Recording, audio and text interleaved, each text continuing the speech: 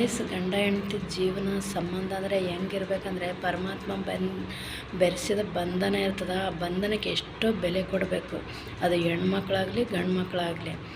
ಅಂದರೆ ಈಗಿನ ಕಾಲದಾಗ ಏನಾಗ್ಬಿಟ್ಟದಂದರೆ ಹೆಣ್ಮಕ್ಳು ಸಿಂಪತ್ತಿ ಗಿಟ್ಟಿಸ್ಕೊಳಕ್ಕೆ ಏನೂ ಗೊತ್ತಿಲ್ಲ. ಬಟ್ ಹೆಣ್ಮಕ್ಳು ಅಂದ್ರೆ ಅಷ್ಟೊಂದು ಏನೋ ಹೆಣ್ಮಕ್ಳಿಗೆ ಒಂದು ಸ್ಪೆಷಲಾಗಿ ದೇವರು ಆಜ್ಞೆ ಕೊಟ್ಟಂಗೆ, ವರ ಕೊಟ್ಟಂಗೆ. ಗಂಡಸರು ಏನು ಮಾಡಿದ್ದಾರೆ ಪಾಪ? ಗಂಡಸರು ಏನು ಮಾಡ್ತಾರೆ ಅವರು? ಒಂದು ತಾಳಿ ಕಟ್ಕೊಂಡು ಒಂದು ಹೆಣ್ಮಗಳಿಗೆ ಮನೆಗೆ ಕರ್ಕೊಂಡು ಬಂದರೆ ಏನದಂದರೆ ಅದು ಒಂದು ಜವಾಬ್ದಾರಿ, ಅದು ಒಂದು ಕುಟುಂಬ, ನನ್ನ ಜೀವನ, ನನ್ನ ಸಂಸಾರ ಅಂತ ಪರದಾಡ ಗಂಡಸು ಮಕ್ಕಳು ಎಷ್ಟೋ ಜನ ಅದಾರ. ಅಂಥ ಜನಗಳ್ದಾಗ ಎಷ್ಟೋ ಇಂಪಾರ್ಟೆಂಟ್ ಜೀವನ ಮಾಡ್ಕೊಂಡು ಹೋದರೆ ಗಂಡ ಹೆಂಡತಿ. ತಂದೆ ತಾಯಿಯನ್ನು ಮದುವೆ ಮಾಡ್ತಾರೆ, 100 ಕಾಲದ ಬಂಧನ ಇರ್ತದೆ. ಇದು ತಂದೆ ತಾಯಿ ಇವತ್ತು ವಯಸ್ಸಾಯಿತು ತೀರೋದ್ರಂದರೆ ಅವನಿಗೆ ಜೀವನಕ್ಕೆ ಯಾರು ಆಸರೆ ಇರ್ತಾರೆ?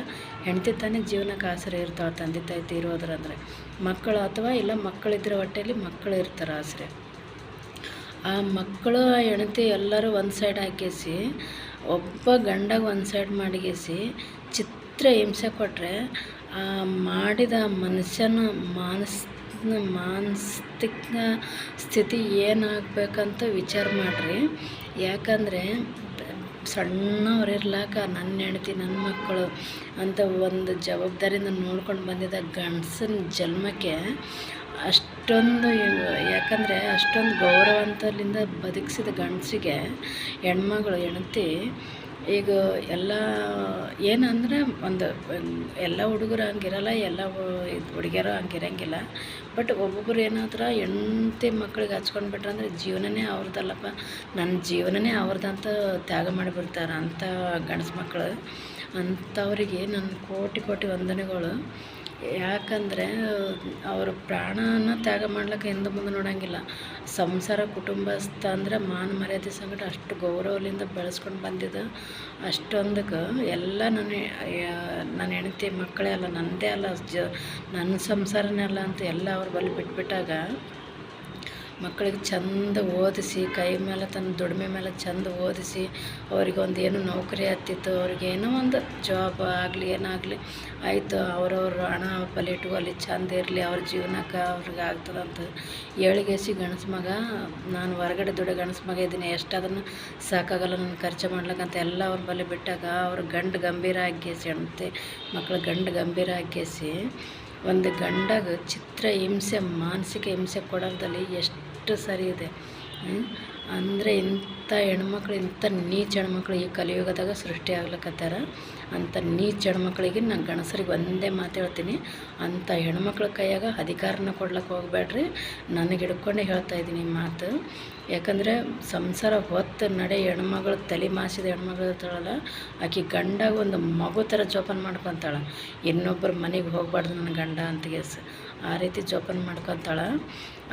ಅಂದಾಗ ಎಷ್ಟು ಹೆಣ್ಮಕ್ಳು ಮರ್ಯಾದೆಯಿಂದ ಬದುಕಬೇಕು. ತನ್ನ ಗಂಡ ಹೆಂಡತಿ ಮಕ್ಕಳು, ನನ್ನ ಗಂಡ ನನ್ನ ಮಕ್ಕಳು ಅಂತಿಗೆಸ್ ಅಂದರೆ ಎಲ್ಲರೂ ಒಂದಾಗಿ ಆ ಜೀವಕ್ಕೂ ಹಿಂಸೆ ನರಕ ಕೊಟ್ಬಿಟ್ರೆ ಎಲ್ಲಿ ಹೋಗಿ ಬಾಳ್ಬೇಕು? ಅದೇ ರೀತಿಯಾಗಿ ನನ್ನ ಅಣ್ಣನ ತೀರ್ಕೊಂಡಿದ್ದಾನೆ. ಯಾಕಂದರೆ ಅಷ್ಟು ನರಳಿ ಜಯದೇವ್ ಹಾಸ್ಪಿಟ್ಲ್ದಾಗ ಅಡ್ಮಿಟ್ ಮಾಡಿದೆ. ಫಸ್ಟ್ 1 ವರ್ಷ ಮುಂಚೆ ನಾನು ವೀಡಿಯೋ ಮಾಡಿದ್ದೆ, ಅದು ಡಿಲೀಟ್ ಆಗಿ ಹೋಗ್ಯದ ಯೂಟ್ಯೂಬ್ಲಿಂದ. ಮತ್ತು ಈಗ ಸ್ಟಾರ್ಟ್ ಮಾಡಿದ್ದೀನಿ. ಅಂದ್ರೆ ಅಷ್ಟು ನರಕ ಅನುಭವಿಸಿ ನನ್ನ ಕಡ್ಡಿಯಾಗಿ ಸತ್ತನು ನೋಡಿಗೆಸಿ ನಮ್ಮ ಮನಸ್ಸಿಗೆ ಎಷ್ಟು ದುಃಖ ಆಗುತ್ತಲ್ಲ. ಬಟ್ ನನ್ನ ಜೀವನದಲ್ಲಿ ಅಂಥದ್ದೇ ಒಂದು ಘಟನೆ. ತಂದೆ ಇಲ್ಲ, ತಾಯಿ ಇಲ್ಲ, ಅಣ್ಣ ಇಲ್ಲ, ಯಾರ್ಯಾರೂ ಇಲ್ಲ ನಮ್ಮ ಜೀವನಕ್ಕೆ. ಅಂಥದ್ದು ಒಂದು ಜೀವನ ನಮ್ಮ ಇದನ್ನಾಗ ನಡೆದೋಗ್ಬಿಟ್ಟಿದೆ. ಇವಾಗ ಅಲ್ಲಿ ಜಾಗ ಇದೆ, ತವ್ರ ಮನೆಯಲ್ಲಿ ತುಂಬ ದೊಡ್ಡ ಆಸ್ತಿ ಇದೆ.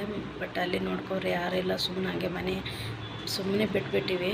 ಮತ್ತು ಇಲ್ಲಿ ನಾನೆಲ್ಲ ಮನೆ ಕಟ್ಕೊಂಡು ನಾನು ಆರಾಮಾಗೇ ಇದ್ದೀನಿ.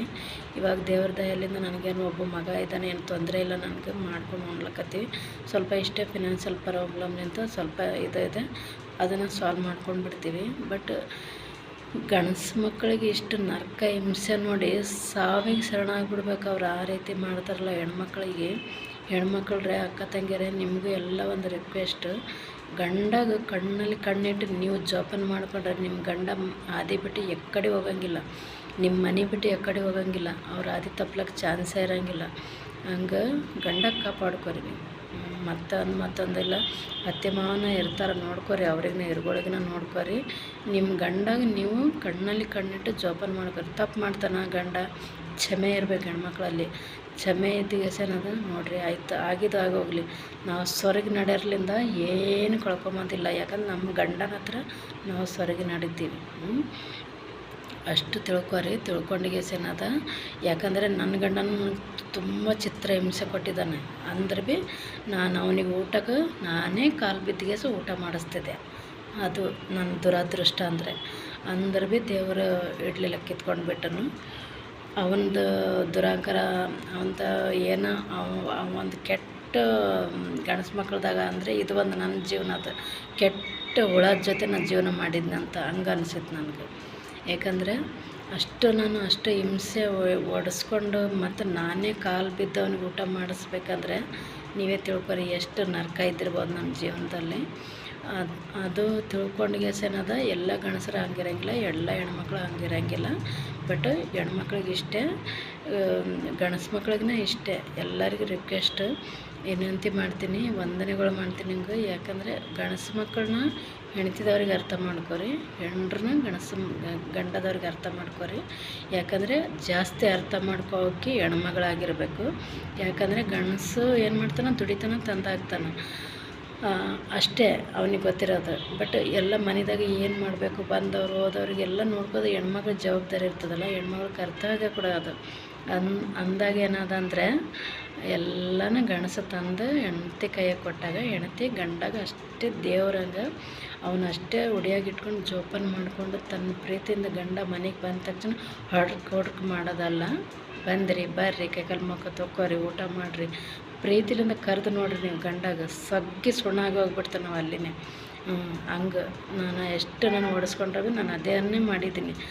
ಎಷ್ಟು ಹೊಡೆದ್ರು ಭೀ ಮತ್ತು ರಾತ್ರಿ ನಾವು ಇಬ್ಬರು ಒಂದೇ ತಟ್ಟೆದಾಗ ಊಟ ಮಾಡ್ತಿದ್ದೆವು.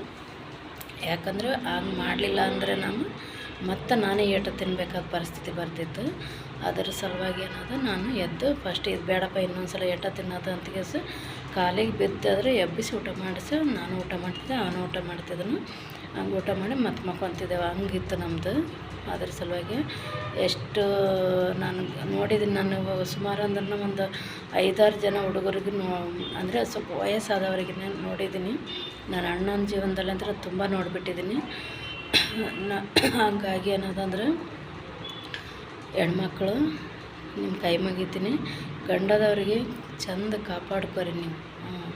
ಅವ ಹೆಂಗೆ ದಾರಿ ತಪ್ಲಕ್ಕೆ ಬಿಡಬಾರ್ದು ನೀವು. ಯಾಕಂದರೆ ಮನುಷ್ಯ ಗಂಡ ಮನೆಗೆ ದಣದ ಬಂದಾಗ ಬರ್ರಿ ಮುಖ ತೊಳ್ಕೊರಿ ಅಂತಗೆಸ್ ಒಂದು ಟವಲ್ ಒಯ್ದು ಕೊಟ್ಟರೆ ಎಷ್ಟು ಖುಷಿ ಪಡ್ತೀನಿ ನಾನು ಹೆಣ್ತೀನಿ, ಟವಲ್ ಕೊಟ್ಟರು ಅಂತಗೆಸ್. ಹಂಗೆ ಒಂದು ಕಾಫಿ ಮಾಡ್ಕೊಂಡು ಹೋಗಿ ಒಂದು ಟೀ ಮಾಡ್ಕೊಂಡು ಹೋಗಿ ಕೊಡ್ರಿ. ರಾತ್ರಿ ಇಬ್ಬರು ಗಂಡ ಹೆಂಡ್ತಿ ಒಟ್ಟಿಗೆ ಕೂತು ಊಟ ಮಾಡಿರಿ. ಎಷ್ಟು ಸಂತೋಷ ಇರ್ತದೆ ಮನೆ ಕುಟುಂಬ ಅಂದರೆ, ಎಷ್ಟು ಸಂತೋಷ. ಏನು ಎಲ್ಲ ಕೊಟ್ಟಿದ್ದಾನೆ ದೇವರು ಭಗವಂತ, ಊಟ ಮಾಡ್ಲಿಕ್ಕೆ ಬಾಯಿ ಕೊಟ್ಟಿರಲ್ಲ. ಅಂಥ ಪರಿಸ್ಥಿತಿ ಒಂದೊಂದು ಮನೆಯಲ್ಲಿ ನೋಡಬೇಕಂದ್ರೆ ದುನ್ಯದೇ ಕೊಟ್ಟಿರ್ತಾನೆ, ಸುಡಲ್ಲ. ಅಂಥದ್ದು ಹಣ ಆಸ್ತಿ ಅಂತಸ್ತು ಎಲ್ಲನೂ ಕೊಟ್ಟಿರ್ತಾನೆ. ಬರೀ ಜಗಳ ಕಿರಿಕಿರಿ ಮನ್ಯಾಗ, ಜಗಳ ಕಿರಿಕಿರಿ. ಅದು ಯಾವ ವಿಷಯಕ್ಕೆ ಜಗಳ ಆಡ್ತಾರೋ ಏನೋ ಅರ್ಥ ಆಗಂಗಿಲ್ಲ. ಬಟ್ ಅಷ್ಟು ನೆಮ್ಮದಿ ಇಲ್ದ ಜೀವನ ಮಾಡಿ ನಾನು ಆ ಕಡೆ ನೀನು ಈ ಕಡೆ ಮಕ್ಕೊಂಡ್ಬಿಟ್ಟೆ ಹಂಗೆ ಆಗ್ಬಿಡ್ತದೆ. ಆ ರೀತಿ ಮಾಡೋಕ್ಕೆ ಹೋಗಬೇಡ್ರಿ. ಎಲ್ಲರೂ ಅರ್ಥ ಮಾಡಿಕೊಂಡು ಅರ್ಥಪೂರ್ಣವಾದ ಜೀವನ ಮಾಡಿರಿ. ಯಾಕಂದರೆ ಈಗಿನ ಕಲಿಯುಗ ನೋಡ್ಲಿಕ್ಕದ್ರಲ್ಲ ಯಾರು ಆಗಂಗಿಲ್ಲ. ನಮ್ಮ ಸಂಸಾರ ಕೆಟ್ಟಿತ್ತಂದ್ರೆ ಇನ್ನೊಬ್ರು ಆಡ್ಕೋದು, ಇನ್ನೊಬ್ರು ಸಂಸಾರ ಕೊಟ್ಟರೆ ಇನ್ನೊಬ್ರು ಆಡ್ಕೊಂಬೋದು. ಇಂಥ ಕಲಿಯುಗದಲ್ಲಿ ಇಂಥ ಜಗತ್ತಿನೊಳಗೆ ನಮ್ಮ ಕುಟುಂಬ, ನಮ್ಮ ಗಂಡ, ನಮ್ಮ ಮಕ್ಕಳು, ನಾವು ಎಲ್ಲ ಭಾಳ ಮಾಡಿದರೆ ಗಂಡನ ಜೀವನ ಏನಂಬೋದು, ಗಂಡನ ಮನಸ್ಸು ಏನಂಬೋದು ಅರ್ಥ ಮಾಡ್ಕೋಬೇಕು. ಅರ್ಥ ಮಾಡ್ಕೊಂಡ್ಗೆಸ ಹೆಣ್ಮಕ್ಳು ನಾನೇ ಸಮಾಧಾನದಿಂದ ಇದ್ದರೆ ಭಾಳ ಚಂದ ಸಂಸಾರ ಹಾಲು ಜೇನಿನಂತೆ ಸಾಗ್ತದೆ. ನೆನಪಿನಾಗ ಇಟ್ಕೋರಿ ನನ್ನ ಮಾತುಗಳು. ಯಾವುದನ್ನ ಜೀವನ ಹೆಣ್ಮಕ್ಳು ಇಂಥ ಘಟನೆ ಹೆಣ್ಮಕ್ಳ ಜೀವನದಾಗ ನಡೀತಿತ್ತು, ಮಾಡ್ತಿದ್ರಿ. ಹಂಗೆ ಗಂಡದವ್ರು ಬಂದ ತಕ್ಷಣ ಆರ್ಡ್ರ್ ಕೊಟ್ಕೊಂಡ್ರೆ ನನ್ನ ಮಾತು ಚಂದ ನೆನಪಿನಾಗ ಇಟ್ಕೊಂಡು ಕೇಳ್ರಿ. ನೀವು ಬಂದ ತಕ್ಷಣ ಆ ಗಂಡಗೆ ಒಂದು ಪ್ರೀತಿಲಿಂದ ಬರ್ರಿ ಅಂತಗೆಸ ಒಂದು ಕೈಕಾಲು ಮುಖ ತೊಳ್ಕೊರಿ ಅಂತ ಒಂದು ಟವಲ್ ಕೊಡ್ರಿ, ಒಂದು ಟೀ ಕಾಫಿ ಮಾಡಿ ಕೊಡ್ರಿ. ನೋಡಿರಿ ನಿಮ್ಗೆ ಹೆಂಗೆ ಕಾಳಜಿ ಮಾಡಲ್ಲ ಆ ಜೀವ, ಅದು ಜೀವ ನಮ್ಮದೇ ಜೀವ. ಯಾಕಂದರೆ 2 ದ್ರೇಯ ಗಂಡ ಹೆಣ್ತಿ ಅಂದರೆ ಒಂದೇ ಜೀವ, ಹಂಗಿರಬೇಕು. ನನ್ನ ಮಾತುಗಳು ಇಷ್ಟು ನಿಮ್ಗೆ ಇಷ್ಟ ಆದರೆ ನೋಡಿ, ಯಾಕಂದರೆ ನನಗೆ ಲೈಕೂ ಬೇಡ, ಕಮೆಂಟ್ನ ಬೇಡ. ಯಾಕಂದರೆ ನನ್ನ ಮಾತುಗಳಿಂದ ಒಂದು ಕುಟುಂಬ ಸಂಸಾರ ಸರಿ ಹೋಯ್ತು ಅಂದರೆ ಅಷ್ಟೇ ಭಾಳ ನನಗೆ ಖುಷಿ ಕೊಡ್ತದೆ. ಅಂಥವ್ರು ಯಾರು ಇದ್ದರೆ ಹೌದು ಅಕ್ಕ, ನನ್ನ ಜೀವನದಲ್ಲಿ ಹಿಂಗೆ ನಡೆದಿದೆ, ನಿಮ್ಮ ವಿಡಿಯೋ ನೋಡಿ ನಾವು ಹಿಂಗೆ ಸರಿ ತಿದ್ದುಕೊಂಡಿದ್ದೀವಿ ಅಂದರೆ ನೀವು ವಿಡಿಯೋ ಕೇಳಿ ಆಗಿದ ಬಳಿಕ ನೀವು ಸರಿ ತಿದ್ದುಕೊಂಡು ನಾನು ಕಮೆಂಟ್ ಮಾಡಿ ಭಾಳ ಖುಷಿ ಆಗ್ತದೆ, ಹೆಮ್ಮೆ ಪಡ್ತೀನಿ. ಮತ್ತು ವಿಡಿಯೋ ಮೇಲೆ ನನ್ನ ಫೋನ್ ನಂಬರ್ ಹಾಕಿದ್ದೀನಿ. ನಿಮ್ಗೆ ಅಂಥದ್ದು ಏನಾದರೂ ಸಮಸ್ಯೆ ಇದ್ದರೆ ನನ್ನೊಂದಿಗೆ ಮಾತಾಡ್ಬೋದು ನೀವು. ಓಕೆ, ಬಾಯ್ ಬಾಯ್ ಅಕ್ಕ ತಂಗಿಯರ, ಬಾಯ್.